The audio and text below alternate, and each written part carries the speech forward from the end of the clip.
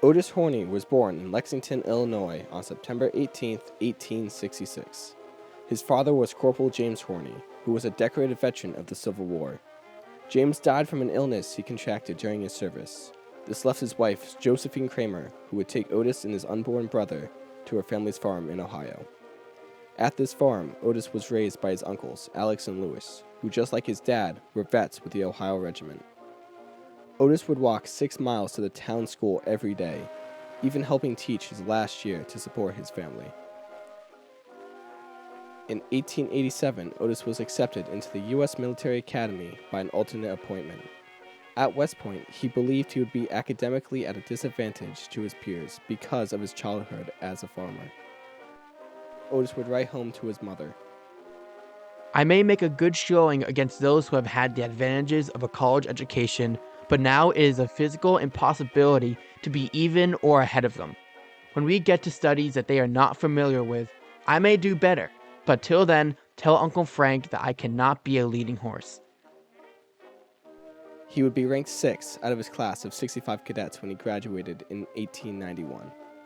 His classmates would know him for his hard-working nature, yet redeeming sense of humor.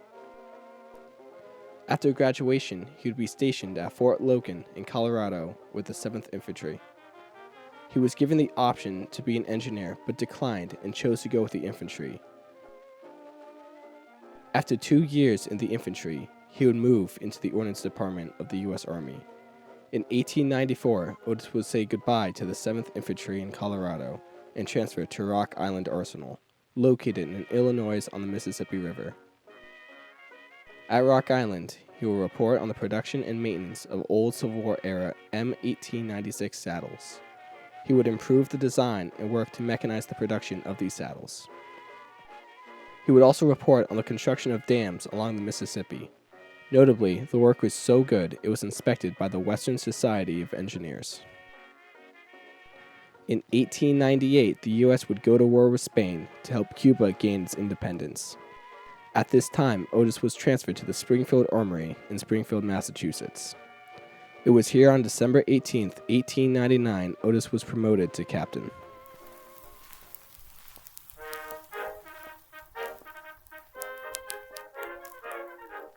Odus's job at Springfield mainly consisted of inspecting products and conducting trials. These trials determined if guns were of service quality and what companies would win government contracts. In this position, Odus would help work on the development of guns for the U.S. military. Sometimes, Odus was tasked with adjusting the mechanisms to fix issues and fit what the U.S. actually needed. Odus would be at a pivotal time in American history.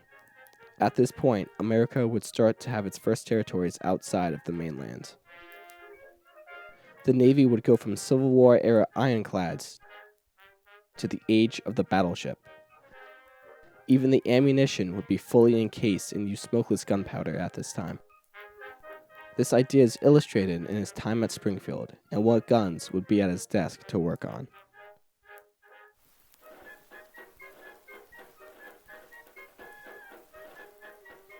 The 1903 Springfield Rifle was the main battle rifle for the U.S. troops in World War I.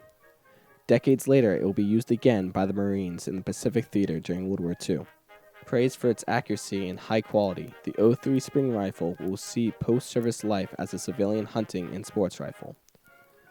The first prototypes were made in 1900, while the first production would be started in 1903.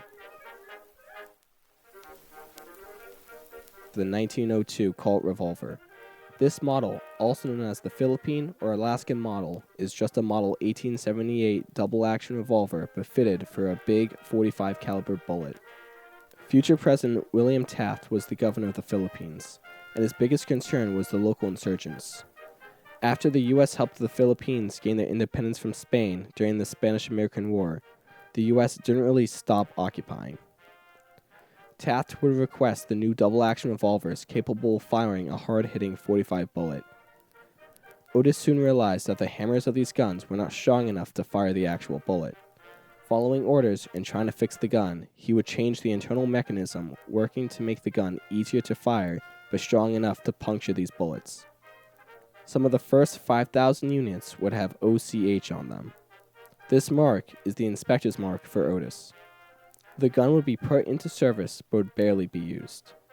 The issue was, to cock the gun and fire, it required around 28 pounds of force.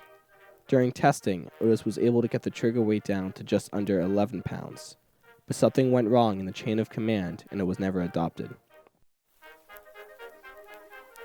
Maybe it was unrelated, but at the turn of the century, the US was questioning the use of the revolver over automatic pistols. An ordnance board was set up and received multiple sidearm submissions for testing at Springfield.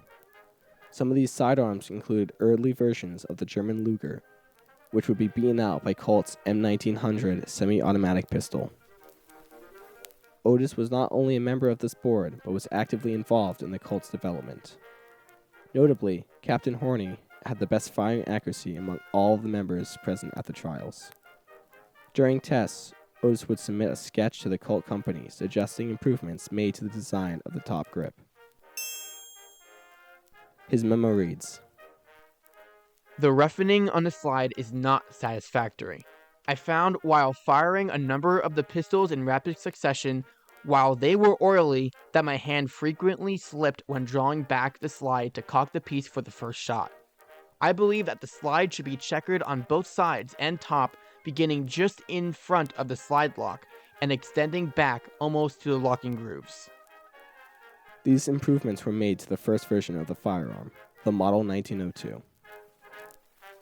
The Model 1900 would pass the first set of trials and be field tested in the Philippines.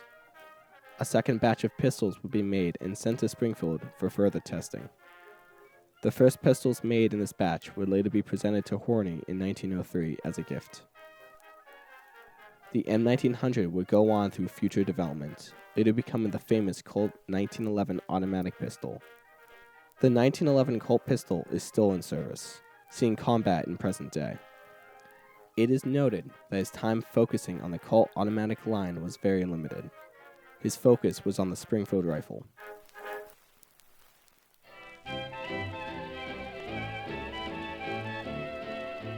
Odus Horney would eventually make his way through many armories, arsenals, and depots. He will travel to France after World War I to inspect homebound ordnance. He would be an expert in smokeless gunpowder and work to standardize the industry. Odus will rise through the ranks and reach the esteemed title of Brigadier General, known not only for his service, his intelligence, and his work ethic, but also for his sarcasm, humor, and kindness. Odus Horney was known for many things. His legacy goes on so much further than just his name or things he has done. Odus means so much more to me than just his legacy. To me, he's much more. He is not only a historical figure, but my great, great, great grandfather.